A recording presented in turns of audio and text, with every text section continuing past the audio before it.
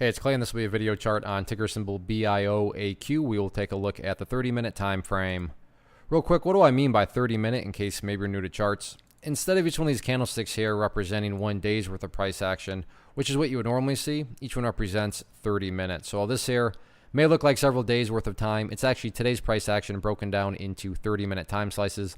I like you this time frame. I think it's a good job of telling the quote-unquote story of the price, and then makes mapping out levels of support and resistance a bit easier to see. Very nice movement today. Yeah, there was a late day pullback, but from the grand scheme of it all, the bulls are still making progress, and that's what you want to see. Before I go any further, I want to do a little house cleaning, just get rid of that line right there. Sure, it still pertains to the chart. It's just not really relevant right now, and from a presentation standpoint, I don't want to risk causing confusion because there's clutter with lines everywhere. So I want to try to keep this as clean as possible. Now, the first update comes about based on a foundational rule in charting, which states when levels of resistance are broken and closed above, you want to see them act as support. So for those of you that watched yesterday's video, hopefully remember me talking about right here around that green, or it's green now, but it was a resistance being that key level, and surprise, surprise, you can see that's right where the price ultimately stopped on the day. So that's going to be the ideal level of support. With that being said, don't get me wrong, if the price falls below the green line, I'm not saying the entire chart's ruined or anything like that, but yeah, preferably speaking, what would make the chart look the best? Certainly staying up above that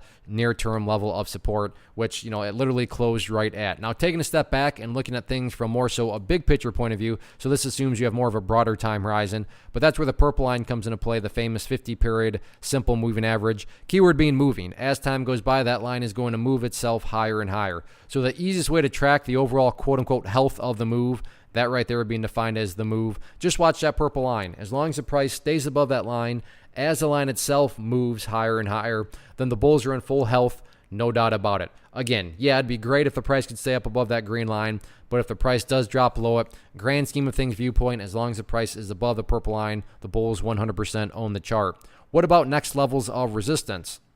As far as where the sellers are hanging out at, I think that the kind of quote-unquote true level of resistance seems to be right here at about 0.033. Yeah, I get it, the price did go up to 0.034, but there just is a lot more price congestion, a lot more data points around 0.033. So personally, I'm going to call that the level of resistance. I mean, if you want to call it 0.034, that's fine. I wouldn't argue against that. I just think that there's more congestion right around that area, so that'll be public enemy number one going forward. All in all, though, as long as the price continues to build higher bases like it's been doing the past couple of days, then the trend will just continue to build upon itself.